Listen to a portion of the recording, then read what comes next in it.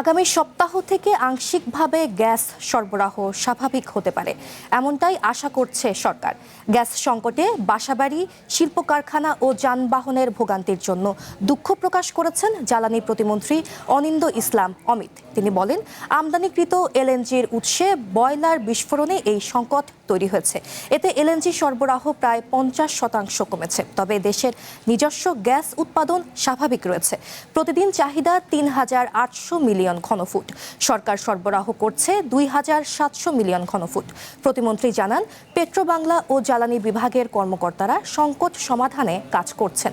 ভোলা, Malaysia বা স্থলপথে LNG আনার উদ্যোগও নেওয়া হচ্ছে। আমরা আশা করছি গ্যাস সাপ্লাইটা আগামী সপ্তাহ থেকে সংকট কিছুটা কাটা শুরু করবে ইনশাল্লাহ। এবং সে ব্যাপারে এটা তাদের কথার উপর আমরা শুধু নির্ভর না করে কিসের মেসেজে তারা এটা মনে করছেন, এখানে একটা ডিটেইল আমাদের তাদের টেকনিক্যাল পিপলের সাথে কাজ করছে। আমরা আন্তরিকভাবে দুঃখ প্রকাশ করছি জনগণের কাছে, কিন্তু বলতে কোনো দ্বিধা নেই এটা সরকারি কোনো প্রতিষ্ঠানের কোনো ত্রুটি না, একটা বেসরকারি প্রতিষ্ঠান, বাট স্টিল তারা দেশের এই সাপ্লাইটা তারা ইনশিওর করে। আমরা তাদের সাথে যৌথভাবে কাজ করছি।